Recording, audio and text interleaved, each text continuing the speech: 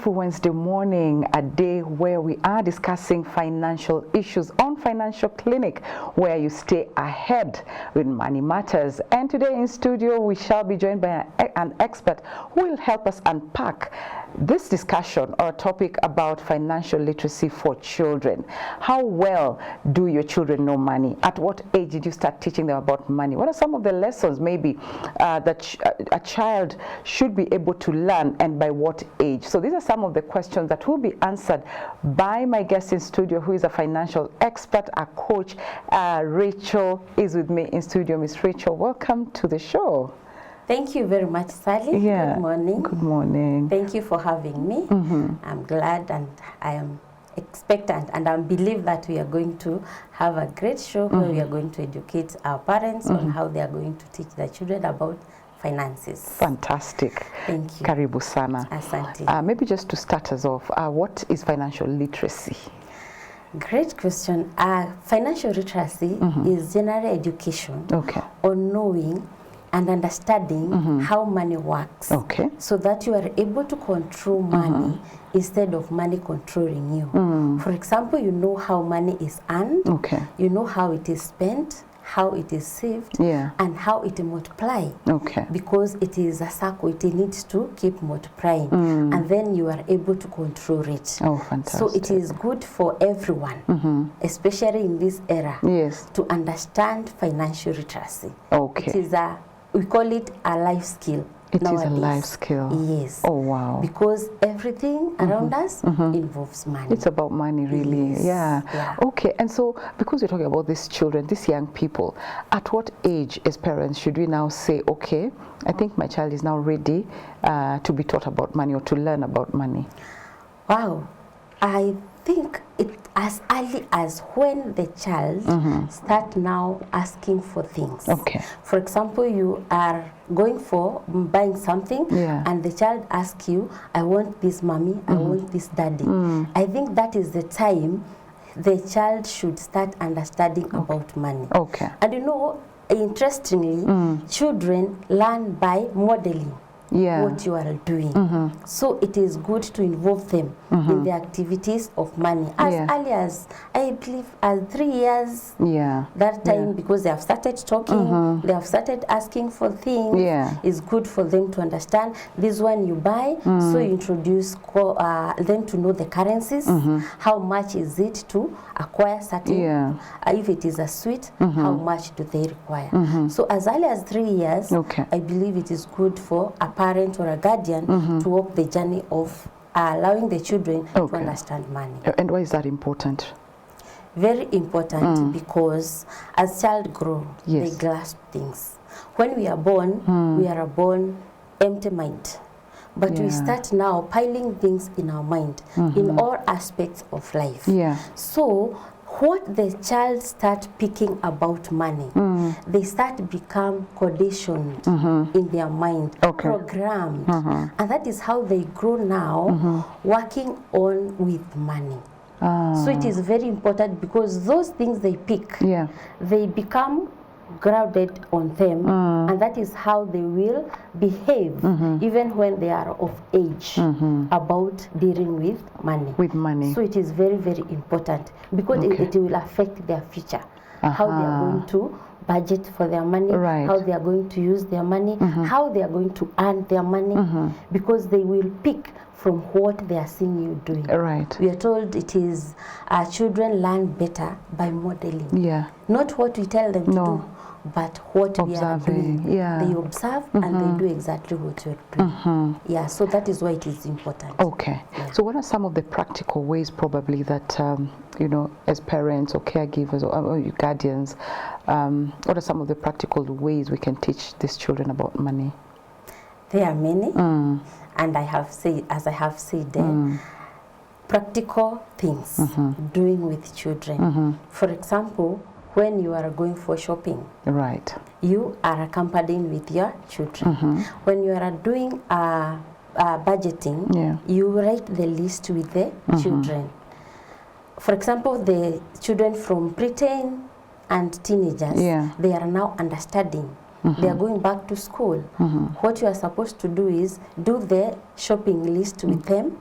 Then when going to buy, accompany them and let them learn as you tell them the discounts, you are checking on the prices, the discounts.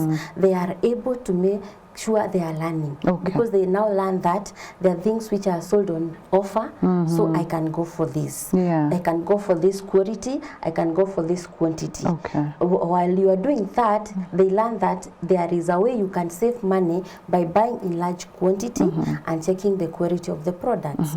Also, it is good to have the financial dinner date with your children. Discuss it. Let them also know by telling them stories, maybe of some mistakes that you have made before, and this is how you felt, and you want them to know so that they avoid.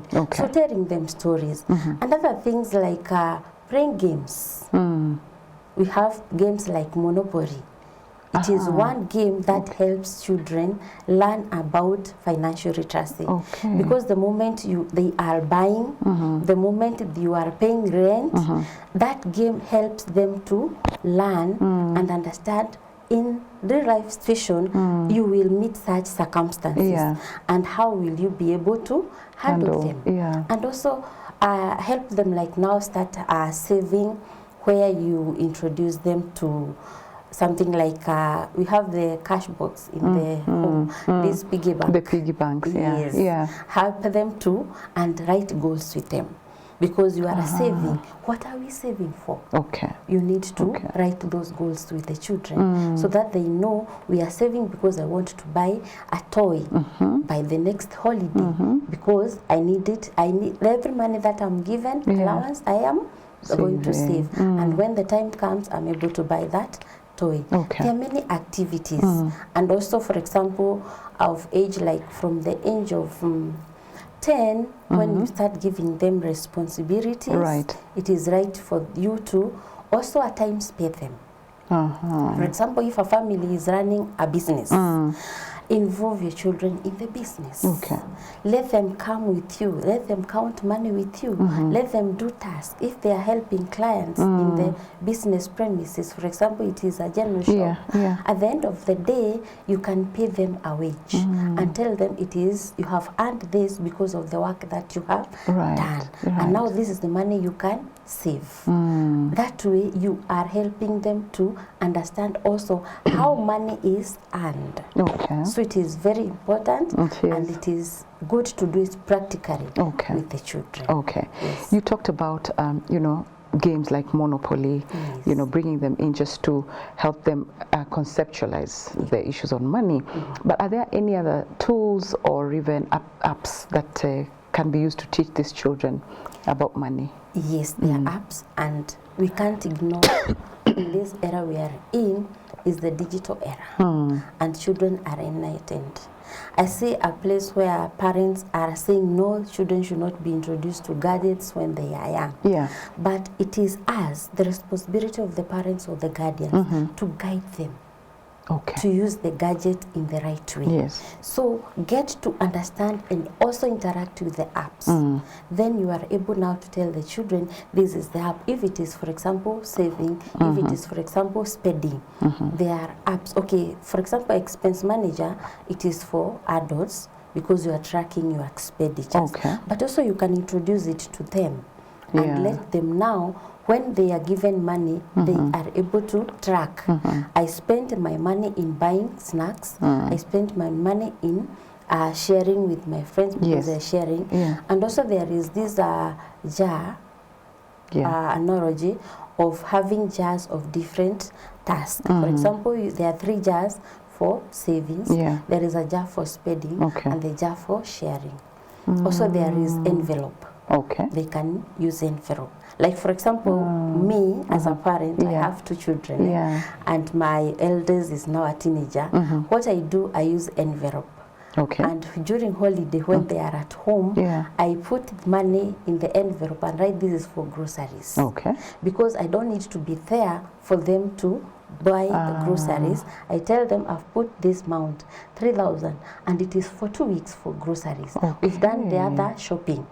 So they need to plan around that 3,000. Plan around that. Dairy, they know if they are going for example, vegetables, they are going for maybe milk for the breakfast or for snacks for tea break. And now she is learning to manage that. And at times I hear her tell the brother, you know, the money is almost gone, and you were told it is for 3, it is for 2 weeks. And so we're not yet there. So today we are not buying that. We are not buying a snack. We are going to buy fruits and greens for making our dinner or making our lunch. You see, now I am making them to have that ingrained in their brain. Because it starts from the brain. And now when their brain has been programmed like that, even when they grow up, they will keep their habits. Because there's a habit now that I have put in them. So it is important for the parent, for the guardian, to guide the children through the gadgets. And in this era, we cannot avoid it. You can't, really, you can't. And you know, with what you've just told me about your children, the envelope and all, so then how now, with that, those are needs. So they know the 3,000 is for needs. But how again are you able to help them differentiate between needs and wants when it comes now to spending? Great. We discuss, we prioritize. When we are doing the planning, the budgeting, what is the priority here? So do you sit together when you're doing like the family budgeting and planning? Yes, especially like now they are going back to school.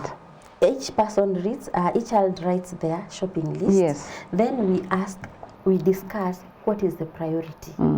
Is it the books? Is it the pens? Or is it the snack?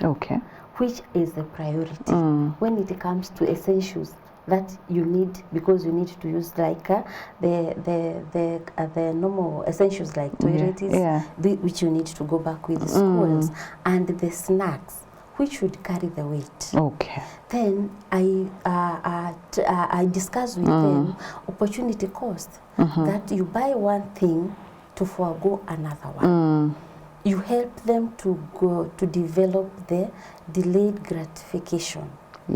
For them to understand that there is what is priority for today. The other one I will get tomorrow.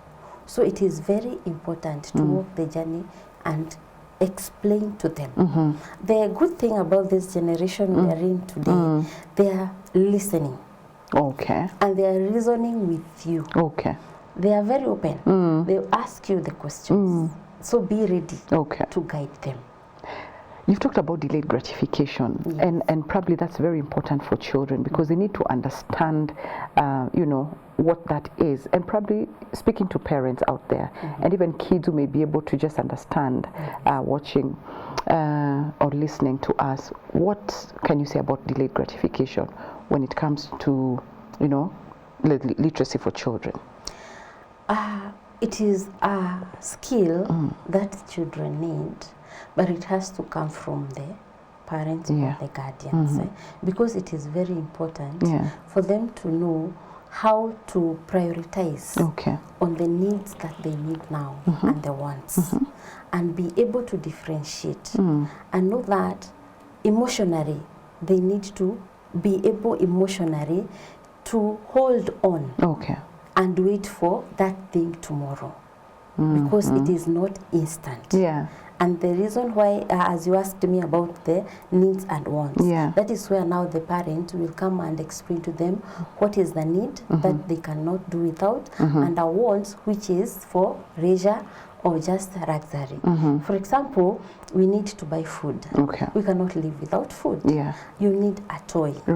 Then explain to them. Let us buy food today because the available money we have today is enough for buying our food. But we can start saving and buy the toy in the next time we are coming for shopping. Maybe in 2 weeks or in 1 month, I will have earned income and we'll be able to do what? To buy the toy. And let them understand. And also you, yourself, practice it as they see.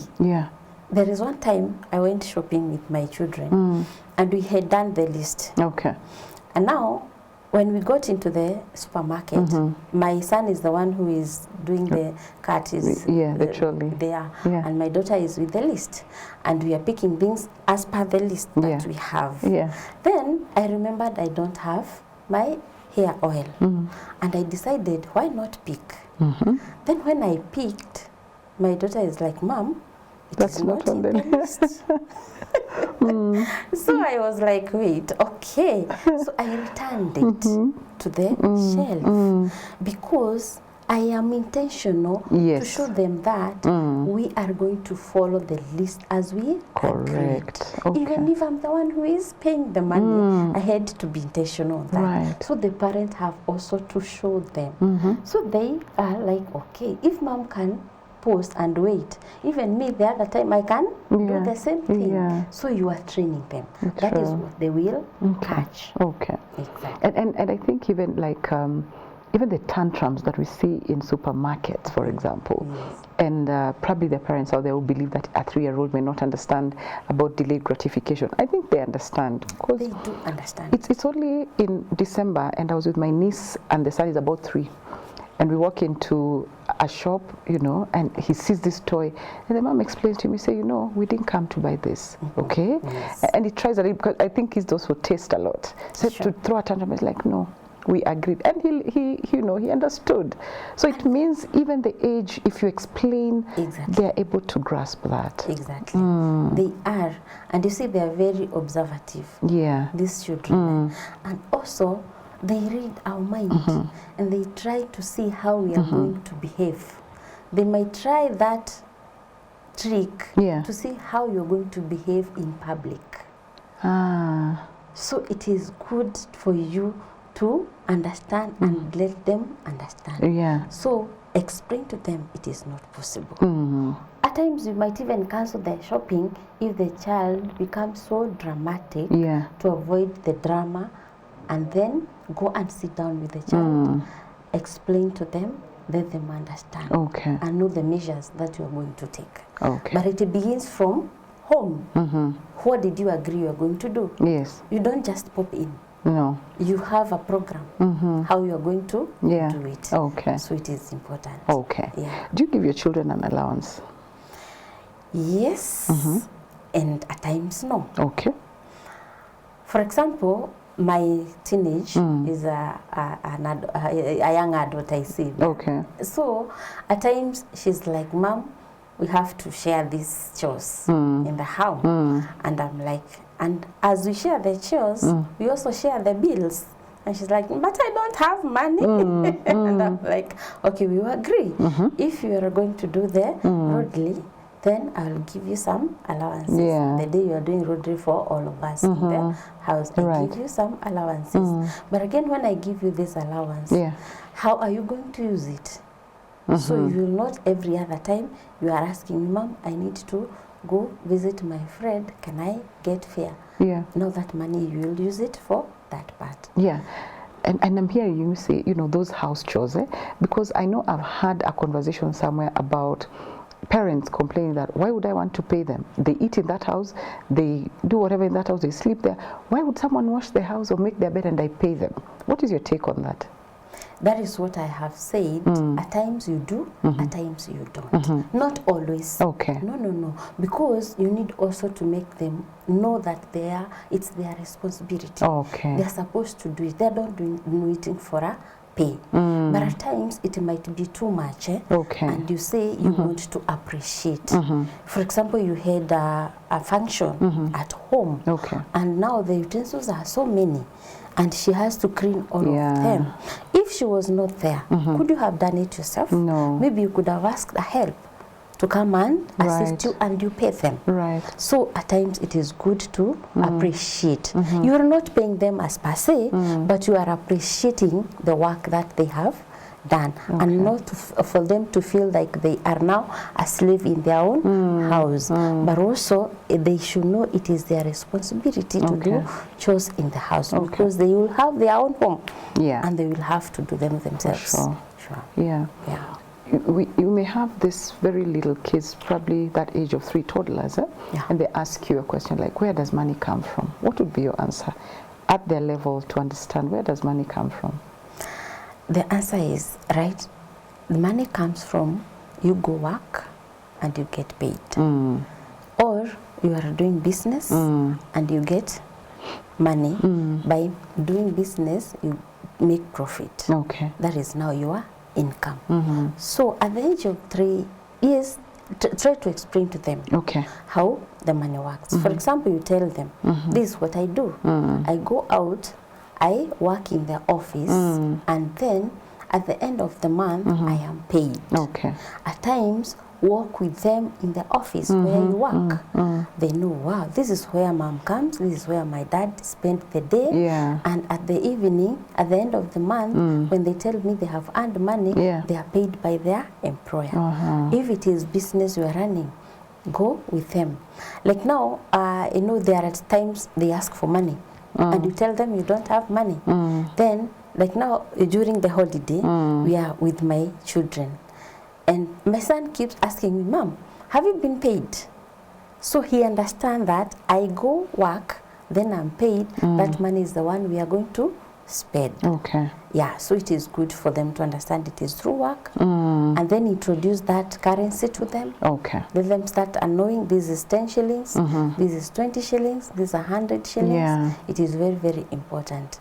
So that's when they go to the shop, you set them with that coin, they know they are supposed to buy. If something is 10 shillings, they're supposed to buy with 10 shillings, or if they gave 20 shillings, they're given a Awesome. At their level, I think that would be definitely very easy for them to understand if you start at that point, isn't it? We have kids who are going back to school, probably today, yesterday, and tomorrow. Do you think it's important for schools to integrate this curriculum, money into their curriculum, matters financial into their curriculum for our children? Oh yes, Sally. It is very, very important. As we have said, this is a life skill that needs to be with everyone. Because everything around us is revolving around money. So children need to learn and understand how they are going to make their money, how they are going to spend, that is managing their money, and how they are going to multiply that money. So it is important as early as possible to bring it into the curriculum. And I'm glad with our new system of CBC, hopefully they are going to bring it into the curriculum and help children understand it. And by making it more even fun. For example, the young children, they go and they play games. When they are doing the mathematics, they can play games. Even when they are doing the drawings. For example, they are doing, there is an example I like illustrating about a tree. You draw a tree, a tree is the seed.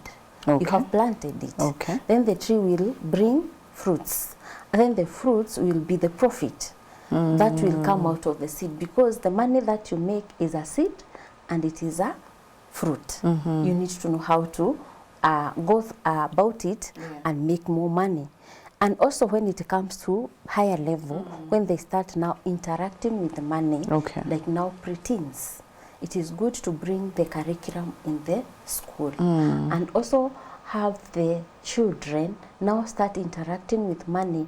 For example, introducing like using cards, like the Visa cards, when they are doing their transactions. And instead of the parents coming and giving them cash in school, they are given the money in form of a card. They are now interacting and they are able to use it when they are spending their money. So it is important to have it brought into the curriculum, and I believe our current system, CBC, is bringing it in all the subjects, be it in science, be it in art and craft, be it in mathematics. It is good for us to have it. Because as we said, children, they catch. And what they are trained while they are young, that is how they are programmed in their mind. And that is how they grow being. Because we are our mind. So what are the beliefs? what are the things that they have held into their mind. Okay. That is what they are going to practice. All right. Yes. Okay. So when you talk about credit cards, also can we talk about, you know, just the kids knowing about credit, loans?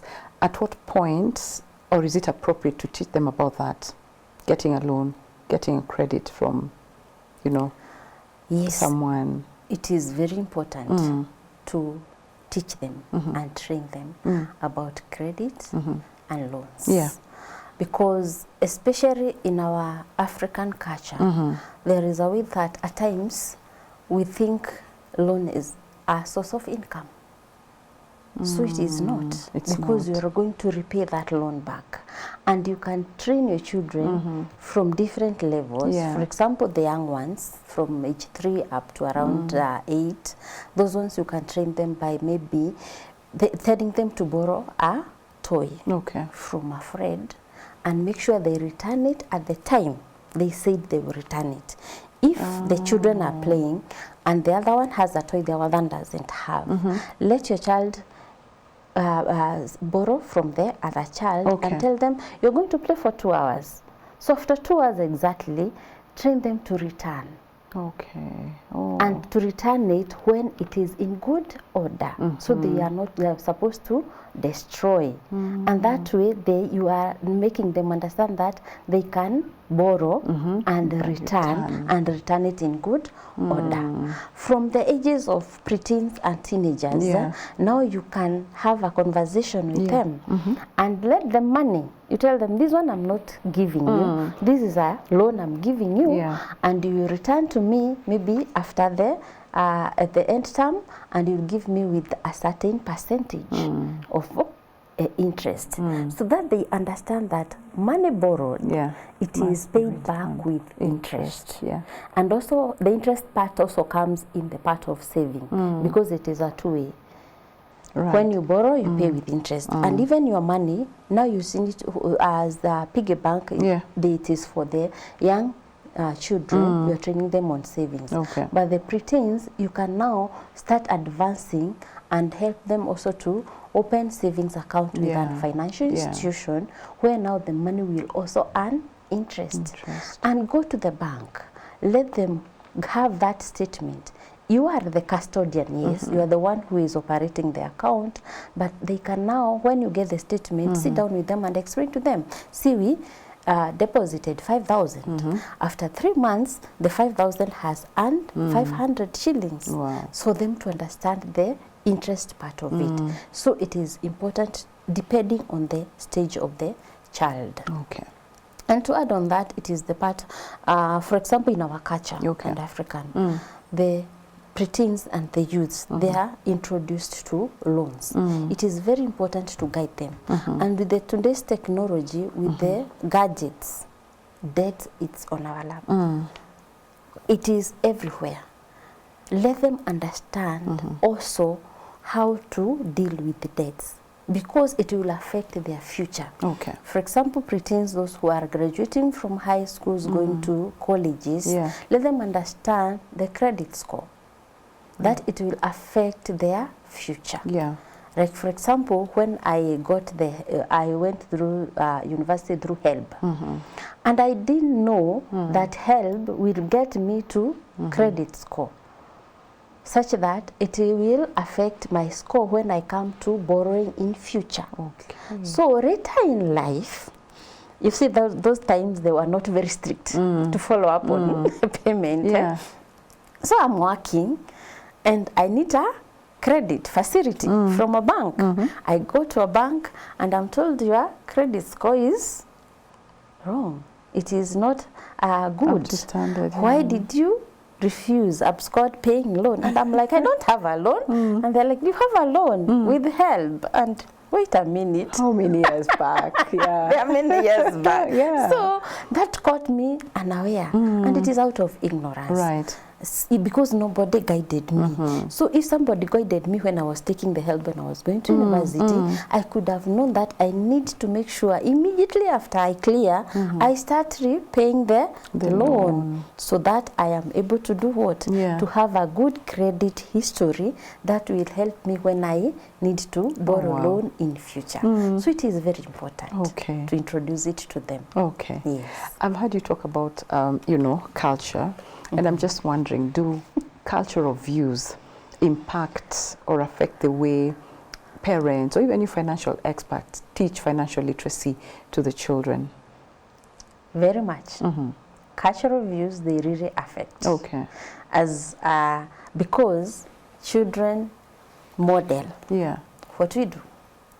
Money is not exemption. So it depends with the culture. How are you interactive with money? You see, there are cultures where talking about money is a no discuss. How do you discuss money with children? What will they know? They know nothing. And now these children grow up without any knowledge, without exposure, without knowing anything about money. So when it comes, they are like, now what next? So they start doing things as they perceive other people doing. So they have that maybe scarcity mindset when they grow up. There are communities, cultures where money is introduced from the young ages. They grow doing business. For example, in Asian communities, they do business with their children. When we close schools, as we leave our children back at home playing, but for them, they go with them into their businesses and they give them activities to do. So this child, it grows knowing that wealth is created by making money through work. So this child is different from the other child who doesn't practice these things when they are on holiday. So yes, culture and also the religious practices, they also come in handy when it comes to money matters and how children grow developing their skills about money. So it is very important for the parents or the guardians to be intentional. And here when I talk about parents and guardians, it's not only the person who is living with children. Even me, like an expert, do I have forums with children and teach them and explain them about money? Let us all be intentional. I usually say child is not for only the parent who bore the child, but you need to create a village, a community for the children. Like the old days when we used to know any person who is an adult who is older than you can discipline you. It should be the same way to us even today. So it is very good for us to be intentional in our cultures and in the current world we are in. It is not an option. It is not. You have to walk the journey with the children on the practices. So make it a habit. Give stories. Share what you are doing. How are you earning your money? Let the children know, because that is how they are going to learn, how they are going to earn money. So that's why you do it right, for them to catch the right practices and they practice them. And so when it comes now to the mindset of a child, how can a parent just try and help them develop a financially independent kind of mindset? Yes, the parent has a role to play, but first of all, as a parent, you have also to be intentional on yourself. Do you have the right beliefs? Or you are also in that category of limited beliefs. So you need to carry out a test for yourself and understand what is your money personality. Is it in line with abundance mindset? Or you are having a scarcity mindset? So for you to be able to pass over the abundance mindset to your child. So it starts with you as a parent. It starts with you as a parent. So work on yourself first. Get to analyze yourself. Get to analyze what is your personality. Like now, me, I used to be a saver. Even from when I was young. Even my dad used to say, if you want your money to be safe, give it to Rachel. Yeah. And even when you assign a responsibility to her and you give her the money, you are assured that money will be used for the right purpose and for that purpose.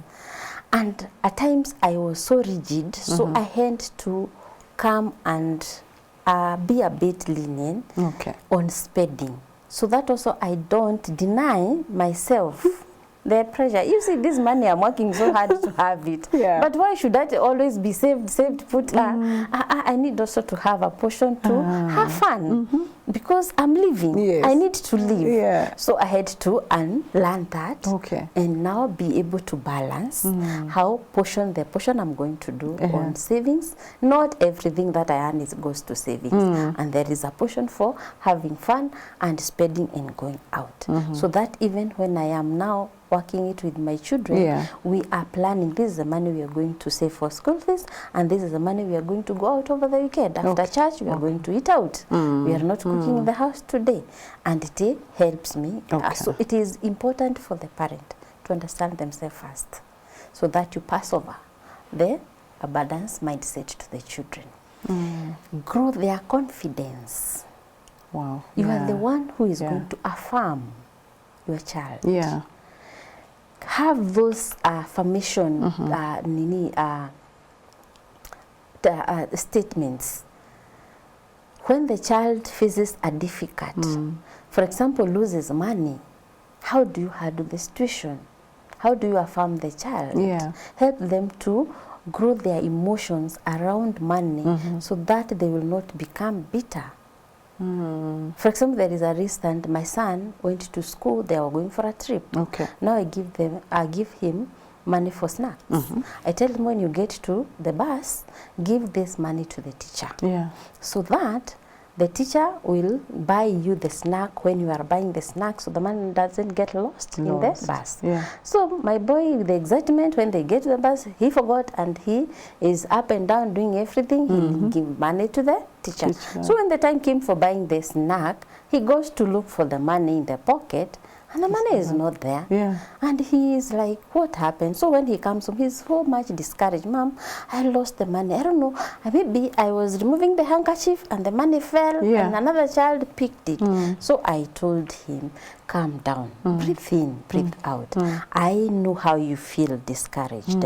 But what you are supposed to do is to do as I told you. So next time, what have you learned from this experience? But also it happens. I give him an example of where I have lost money. How do I handle that? Affirm your child. Yes, you can lose money even when doing investment. And then you don't stop there. You pick the lesson. What did I not do right?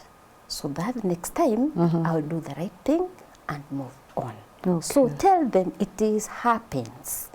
And by that, you build their confidence and they are able to understand, oh, it can happen. So it will not affect them much when it happens. But of course, you have to go as per the stages, bring them on how to mitigate through the risks.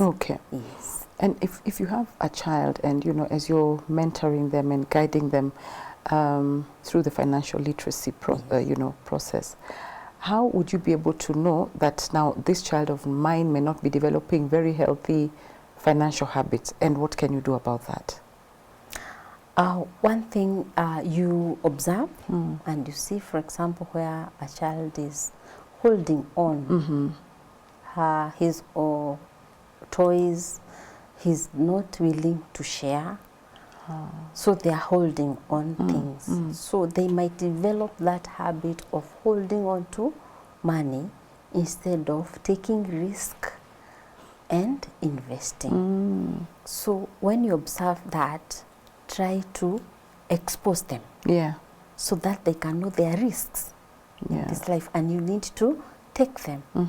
Take some of the toys and tell them, now these ones you need to give out. You have outgrown them. Give them out, share with your friends. Help them understand. So it is good for you to observe.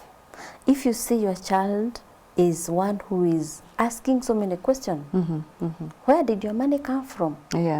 Then they are making there are so much, for example, you are doing things and they are like, we can sell this and get money. Then you see this somebody who has an entrepreneur mindset. So how are you going to develop this skill? So you observe the child. If you see a limitation, then encourage them to by exposing them. Don't put that's why do things with them. Exposure is everything with the children.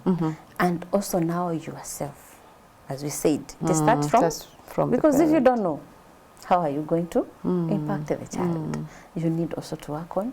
So be intentional also on learning financial literacy, so that you can pass over to the children and you are able to pick the habits and the characters of your children to guide them on how they are going to embrace a healthy relationship to money.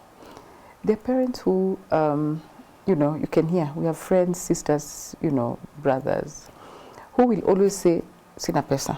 You know, a child asks, Mom, can I sina pesa? And they see that money with you.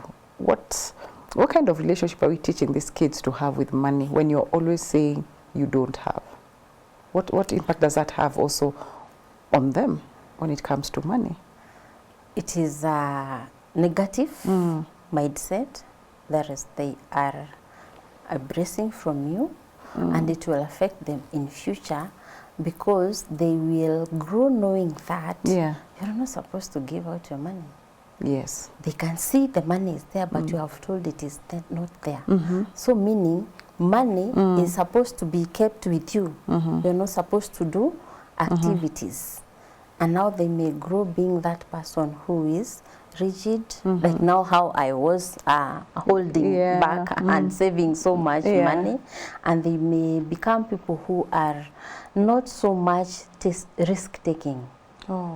Because every other time it is not there, it is not there. And they may not live and enjoy life because they will not be spending on things, because they will think it is a waste of money. Because you used to say, yes, money is there, but you cannot buy them a sweet because it is a waste of money. So they will hold that in their mind, and it will grow and it will become their character, and eventually it will affect them negatively. So it is good to look for a balance. Explain to them, this money, it is for this purpose. I'm intending to go and buy food. I'm intending to go and pay school fees. If it is not for that purpose, or tell them, I can give you this 100 shillings, but not all the money. So you are going to buy that which cost 100 and not the 500 that you are demanding from. So it is good to explain to them. Don't just say no without an explanation. Let them understand, so that they are able to know there is spending money, there is savings money, and it has its purpose. Because also I say it is good for them to be accountable for the money that you have given them. It is not always to say yes. It is not always to say no. Let them know they are accountable, because I earned this money and I expect that money to give me value. So when I give it to you, you need to use it well. Like now when I give my daughter pocket money, okay, at times people tell me I'm harsh and I'm so strict, but I know what I am doing. Okay, we say parenting has no manual. Because at the end of the term, I need a breakdown of how she used her pocket money for her to earn next term pocket money. So she tells me, we went for this trip, I bought snacks, I bought cookies for taking tea at 10 in the evening. So that I tell her, now we sit down. It is not just for the purpose of writing. Is it a need or is it a want? Is it a necessary? Do you think you overspent? So that I am guiding her to use and budget for her money to earn the next term money. So there is a time she didn't give the list, and I'm like, you see, you didn't give me how you used the money, so I believe you still have the money. No, ma'am, I used, but you didn't give me the breakup. Okay, it is not that I'm denying her, but I want to teach her something. It is good to be accountable for the money that you have, because I am earned, I have worked for. It is not free, yes. Yeah, no, so because of time, we are actually just about to end the show to wrap it up. In 20 seconds, what are your final remarks to parents who are watching on financial literacy for children? 20 seconds. Wow. What I can say, and I can tell the parents, you are the main person here. Okay. So you need first of all to understand your financial wellness, to understand your mindset. Okay. Do you hold a limited mindset or are you having an abundance mindset? Okay. So that what you are practicing is what you're going to impact to your children. Okay. The people and the young people around you. All right. Because children learn better by modeling what you are doing. Okay. So you must make sure you have the financial skills for you to be able to do them, and then your children will model the right financial literacy skills, and eventually they will have a great financial journey. It is a journey. It is a journey. Yeah, of course. Okay. It is not a one-off. Yeah. It is a journey. Fantastic. Until adulthood. We are done in this world, because we will have to interact with absolutely. money. Thank you so much. Thank you, Rachel, for your time. Thank you, dear viewer and listener, for giving us your time as well, your attention. Your comments and compliments are really appreciated. Asante sana. And to our donors, people who have kept us in the airways, holding our hands throughout the years, we want to say a big thank you. And if you want to be part of the donors of this very noble community, just write your name and send it to 20316 or 078 316 316, or even just send your donation, whatever it is. Any amount will be appreciated on 316 316 pay bill number, and the account name shall be your telephone number. God bless you, and see you tomorrow on Relationship Clinic. We shall be having an interesting topic on age and nothing but a number. Have a blessed day.